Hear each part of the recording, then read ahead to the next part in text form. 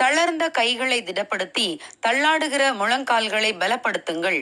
ஏசாயா 35:3 ஃப்ரெட் கிரேடாக் என்ற ஒரு ஊழியரும் அவருடைய மனைவியும் மலைப்பாங்கான ஒரு பகுதியில் போய் சில நாட்கள் தங்கியிருந்தனர். அவர்கள் அங்கு தங்கியிருந்த சமயம் அருகில் இருந்த ஒரு ஹோட்டலுக்கு சென்றனர். அங்கு ஒரு மனிதன் ஒவ்வொரு டேபிளாக சென்று சாப்பிட வந்தவர்களை வரவேற்று இன்முகத்தோடு பேசிக் கொண்டிருந்தார். கிரேடாக் ஒரு தேவ ஊழியர் என்று கேள்விப்பட்டு அவரும் அவர் மனைவியும் சாப்பிட்டு கொண்டிருந்த மேஜைக்கு அருகில் சென்றார்.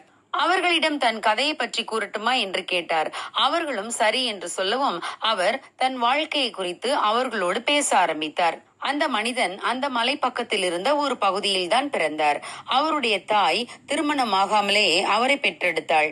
எனவே அந்த பகுதியில் இருந்த அனைவரும் அவளை கேவலமாக பேசினர். அந்த அவமானம் அந்த சிறுவனுக்கும் நேராக பாய்ந்தது. அவனுடன் படித்த மாணவர்களும் உன்னுடைய அப்பா யார் என்று கேட்டு அவனை அவமானப்படுத்தினார்கள். எனவே அந்த சிறுவன் மதிய உணவு வேளையின் போது யாருடனும் பேச மாட்டான், தனியாக இருப்பான். இதைவிட மிக கொடுமையான விஷயம் என்னவென்றால் அவன் தன் தாயுடன் டவுன் பகுதிக்கு வந்தால் அனைவரும் இவர்களை வெறிக்க பார்ப்பார்கள். பாவம், இந்த சிறுவனுக்கு தகப்பன் யாரோ என்று அவன் காதுகள் கேட்க பேசி பரியாசம் செய்வார்கள். அந்த சிறுவனுக்கு 12 வயதான போது அவன் இருந்த சிறிய கிராமத்து சபைக்கு புதிய போதகர் ஒருவர் வந்தார். அவரை குறித்து அந்த கிராமமே நற்சாட்சி சொன்னது. எனவே அவனும் அந்த சபைக்கு செல்ல ஆசைப்பட்டான். ஜனங்கள் தன்னை அவமானப்படுத்தி விடுவார்களோ என்று பயந்து எல்லோரும் போய் உட்கார்ந்து சபை ஆரம்பித்த பின்பு போவான். யார் கண்ணிலும் படாமல் கடைசியில் உட்காருவான். இறுதி ஜெபம் செய்து கொண்டிருக்கும் போதே வெளியே சென்று விட வேண்டும் என்பதில் மிகவும் கவனமாக இருப்பான்.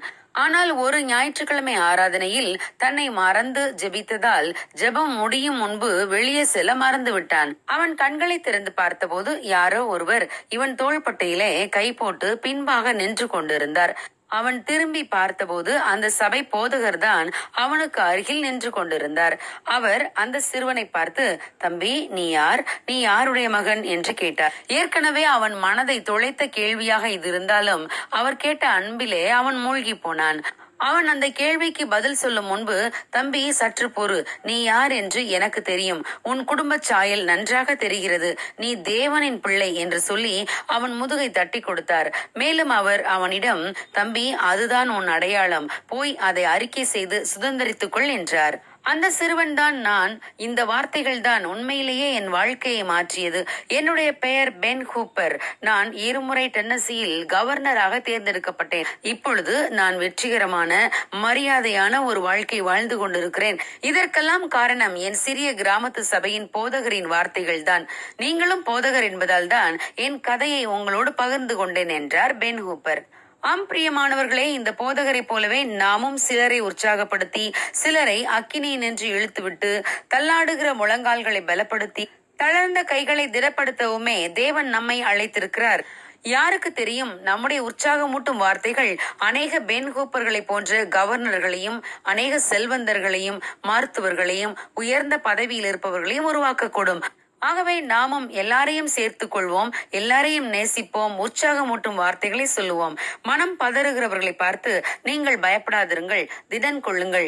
இதோ உங்கள் தேவன் நீதியை சரிக்கட்டவும் உங்கள் தேவன் பதிலளிக்கவும் வருவார்.